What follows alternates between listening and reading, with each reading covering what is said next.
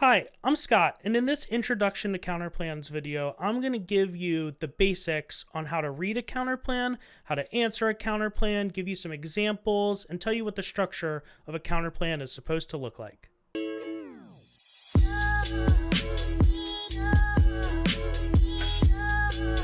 Before I go any further talking about counterplans, I want to talk a little bit about the history of counterplans in debate. If you didn't watch the beginning to the plans video, that would be really helpful right now because it gives the background for what I am about to say. So the idea of the counterplan is a response to the affirmative being the team of change.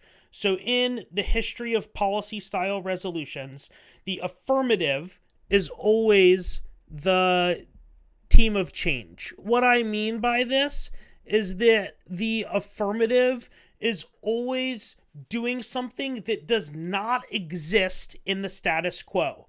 So a living wage doesn't exist now. The affirmative is doing that. The negative, especially in traditional debate, is the team of the status quo historically. What we mean by this is that the negative just says, no, don't do that thing.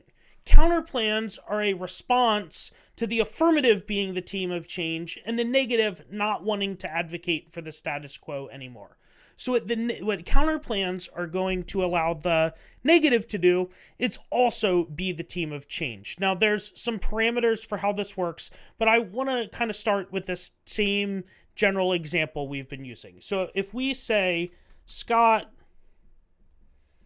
should buy a car, and that is our resolution or topic.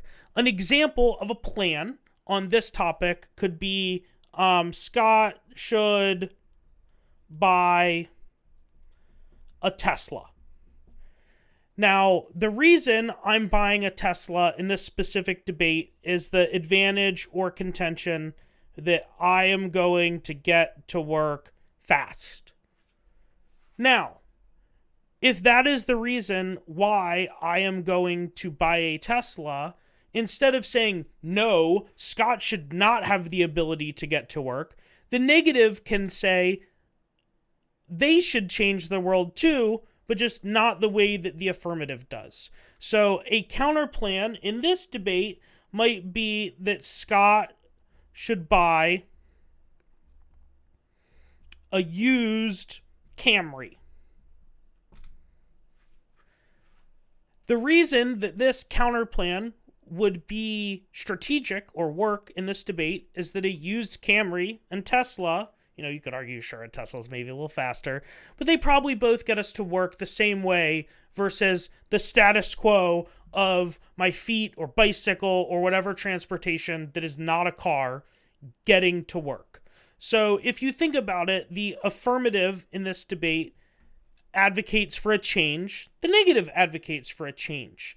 The changes that they advocate for are going to be different in some way. So the counterplan is going to prevent or is going to provide some type of opportunity cost to doing the affirmative. It's going to provide a better way of doing the affirmative. It is another way to resolve the affirmative, but that doing this something else prevents us from doing something else. And I think that this is a core concept to think about when we think about counterplans being an opportunity cost to the plan or to the affirmative, because it would say that us buying this used Camry would sort of prevent us from doing this other option.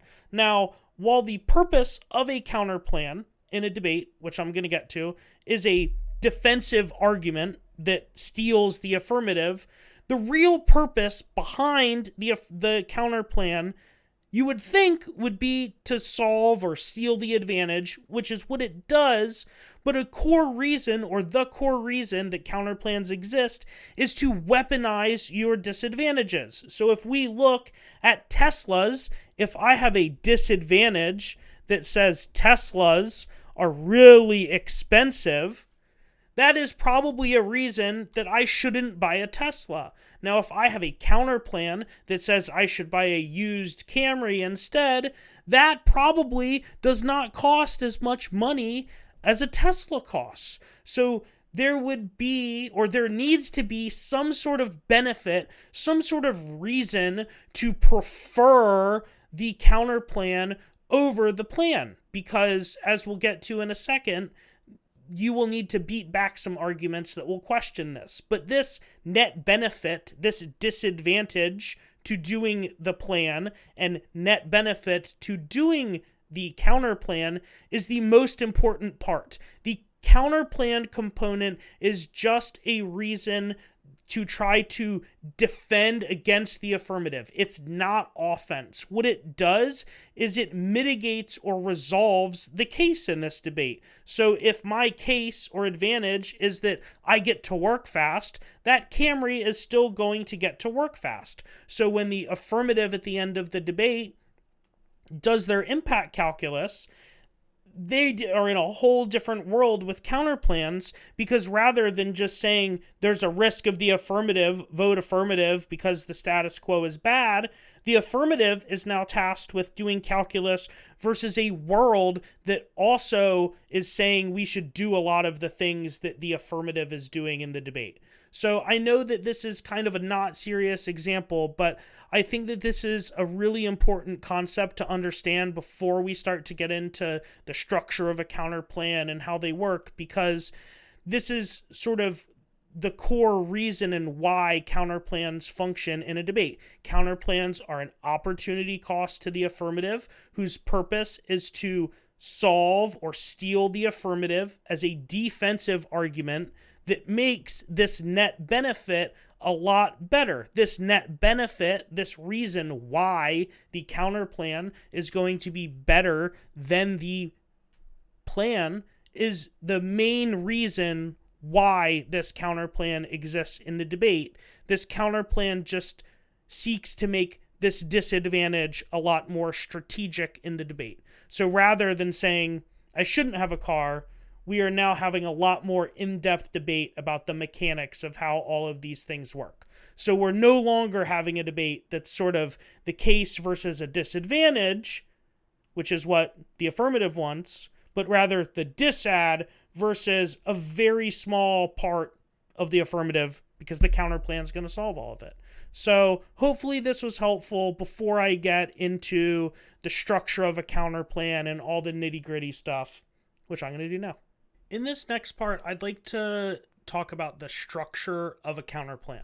Now, one of the things that I want to note when I talk about this is that this isn't always going to be the case. So kind of like for disadvantages where sometimes, there's 3 cards instead of 4 cards. What happened to the internal link? It's not there. Some people read varying parts of this, but the number one thing that is going to be in every single counterplan is going to be a text. Just like the affirmative has to defend the topic or reads their specific plan text, the counterplan is going to have a specific text. So if the affirmative is a living wage, maybe the counterplan text is that we should do a universal basic income. Now, that has to say exactly what it's going to do. It has to be a full sentence, the same way the affirmative is. So it might say the United States should implement a universal basic income. The second part to your counterplan is typically going to be a piece of solvency evidence. So this is going to be a piece of evidence that says someone somewhere in the world thinks that your thing is a good idea. And typically this is going to say it's going to solve whatever the affirmative says. So if the affirmative in this debate was the living wage and had some type of poverty contention, and the text was we should do a UBI, you would read a piece of solvency evidence that said the US could implement the UBI and it would be successful in solving poverty. These would be the 2 biggest parts to any counterplan. Now, there are obviously other parts that you can include, but these are the 2 core tenets to it. There's 2 other parts, though, that I want to talk about that are really also important, but aren't really thought of to be on the counterplan flow. So maybe 20, 30 years ago, people actually used to read a third component to this that talked about competition, why the affirmative is not, or why the counterplan competes with the specific affirmative in the debate. The reason they did this is to preempt an argument, which I'm going to talk about later when I talk about how to answer a counterplan, which is a permutation. But the other reason that this is here is because it proves that the counterplan is an opportunity cost to the affirmative in the debate. If we can't prove that the affirmative and the negative cannot happen at the same time, why not should it happen? So I think that this competition component we really don't see anymore. Like, if you were to see a counterplan in a normal debate, I don't think this would be here, but I like to think of it as being there because it really helps you in the later speeches in the debate conceptualize how you're going to answer permutations. Now, the bigger thing that could probably be here, but on a different flow, is your net benefit. The reason why that counterplan is better than the affirmative in the debate. Typically, this is your disadvantage, your main reason in the debate. If we are reading the inflation disadvantage, maybe we have really good cards that say UBI doesn't cause inflation, but living wage does. So we are going to read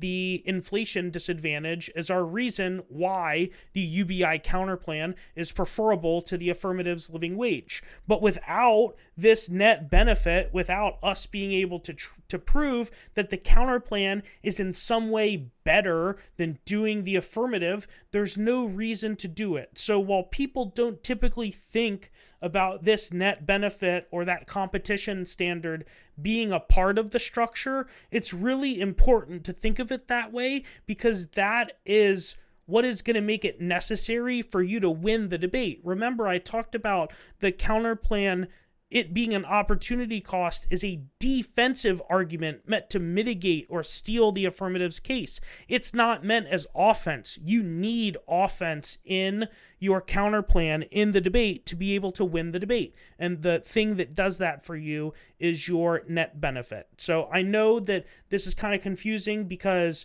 some counterplans just have the text and that's it. And why don't they have these other things? But if you really think about it, a counterplan and the structure to it encumbers a lot more things than just the things that are even on the counterplan flow. So hopefully that is a little introduction to how the structure works before I talk about sort of why you would read this and why they're strategic in the first place. So sort of why even read counterplans in the first place? Why are they strategic? Let's go back to the first example that I had in terms of me buying a car. If that was our resolution and we had me buy a Tesla,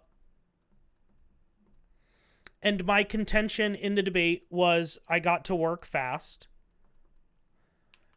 if I had a counterplan that had me buy a Camry, the purpose of you introducing this argument is to try to take out this fast. In a typical debate where you would be arguing against the status quo rather than a counterplan, the affirmative would say fast is important and outweighs the negative. But when the negative can advocate for change, they're trying to get rid of that in the debate. Now, if they both just were fast, that's not a reason why you would prefer this negative Camry in the debate. There has to be a reason to prefer it. And that is what we call this net benefit. Typically, your net benefit is going to be some sort of disadvantage in the debate. In this debate, it would probably save money. If I buy a Camry, especially let's say it's a used Camry, that would definitively save money compared to buying a Tesla. Now, they both are probably moderately the same fast speed. There's still a speed limit, things like that.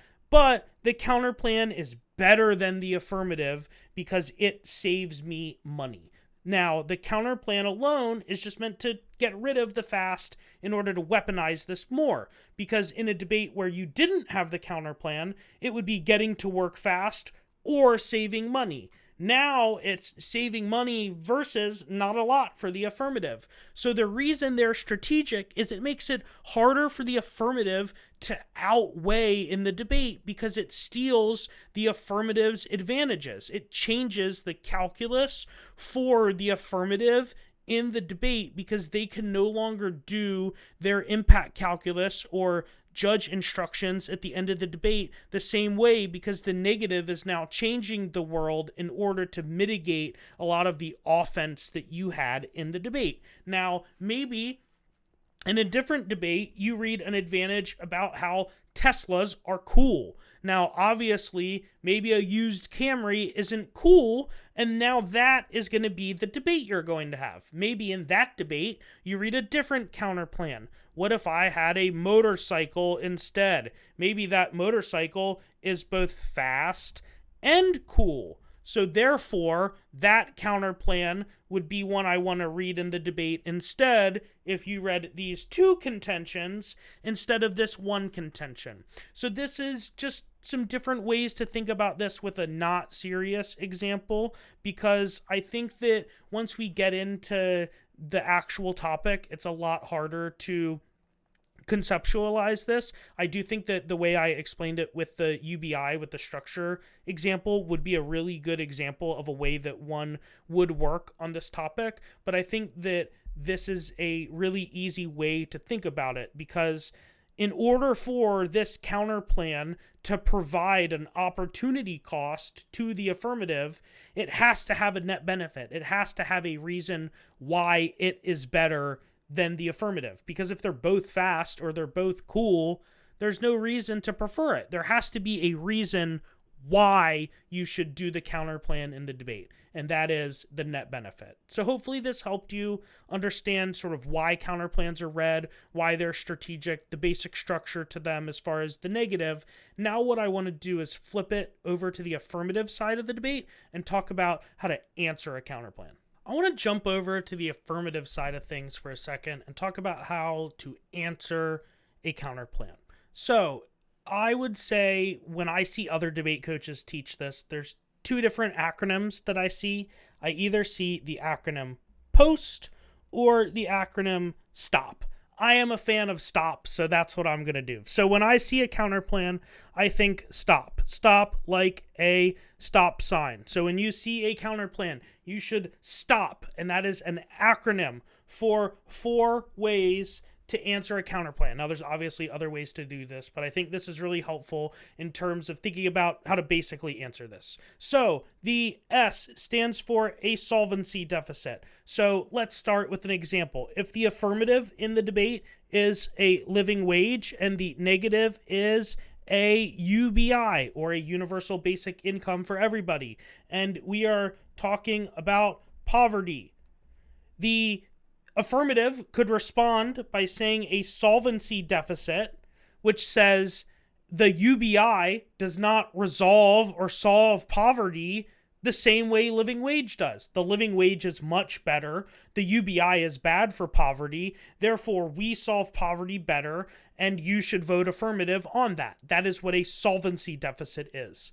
The next way that you can answer a counterplan is by reading a theoretical objection to the counterplan. Now, there's lots of different ones of these, whether it be the status of the counterplan or the type of counterplan. They're far outside the scope of this video, but just know that there's lots of different counterplans, and there are lots of different theoretical objections or ideas that people have regarding the legitimacy or illegitimacy of certain counterplans. The third way that you can answer a counterplan is to, quote unquote, read offense. The best way that I like to think about this is if the negative says a UBI is good, why not say a UBI is bad? Reading offense is a reason why the counterplan is bad. It could also be a reason why the affirmative is good, but typically it is a reason why the counterplan in the debate is bad. But it could also be sort of an add-on to the affirmative that the counterplan does not capture via whatever solvency mechanism that it has. The last way to answer a counterplan is through a perm or permutation. Oftentimes you hear debaters call it a perm, just short for permutation, but this is debate lingo for combining the affirmative with the negative. I will do a longer video about how this works because just like theory, this could be its whole separate video. But know that permutations is one of these arguments that you could make that primarily is made to test whether or not that counterplan is an opportunity cost. It's trying to test whether that counterplan is competitive with the affirmative. So it would say, hey, why don't we do both of these things? Why don't we do living wage and UBI at the same time?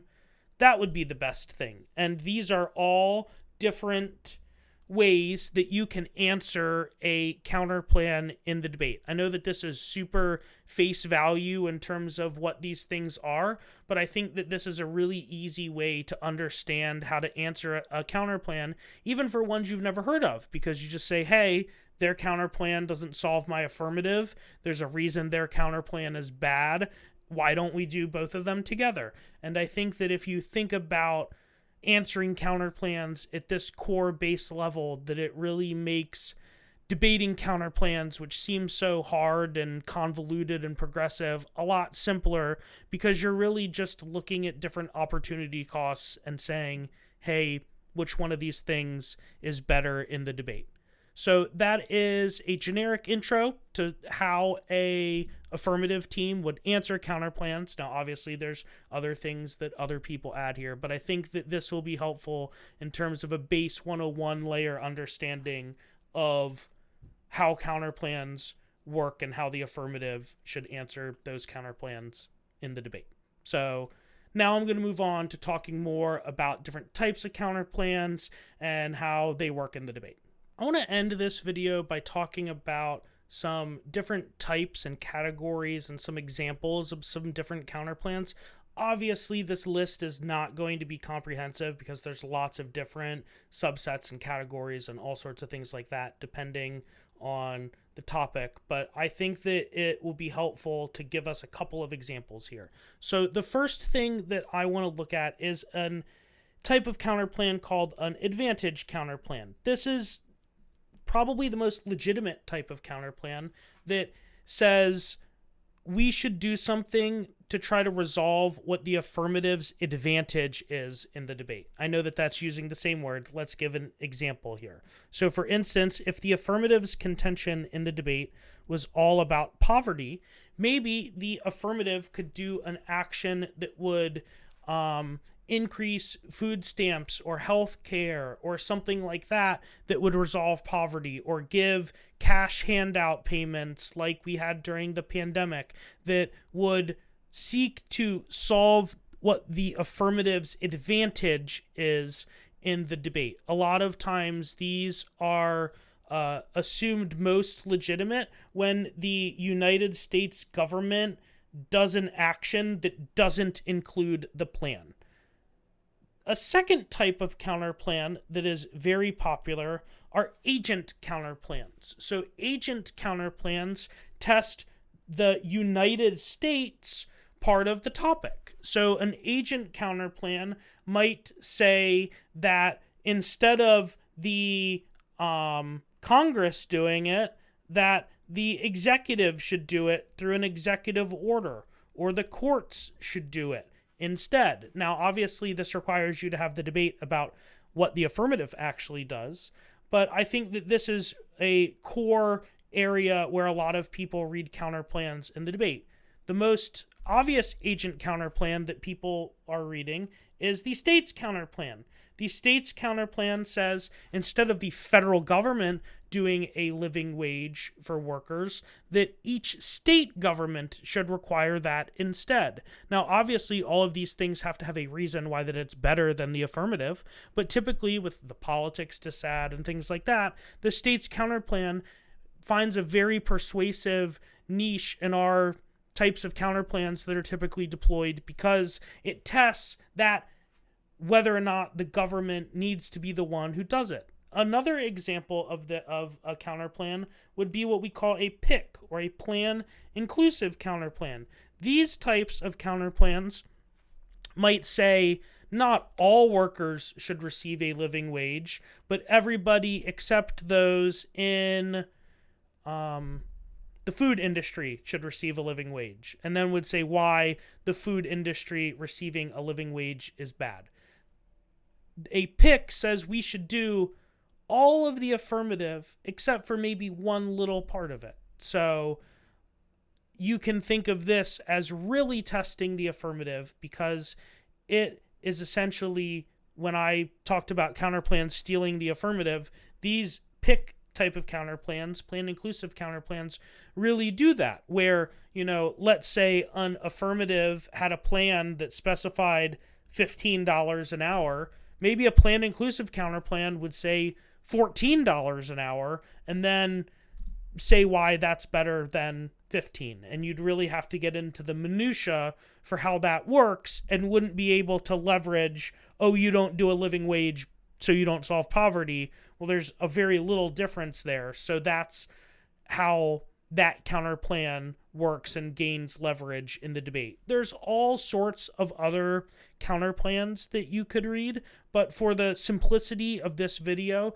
this is kind of where I'm going to stop. I thought that things like counterplan status theory, more in-depth discussions of this, kind of don't make sense in a basic 101 introduction to counterplan video. So if you're looking for those things, please stay tuned for a second video that's going to get more in-depth into how to deploy counterplans once you already understand them. So hopefully this was helpful, and I will see you in the next video. Bye.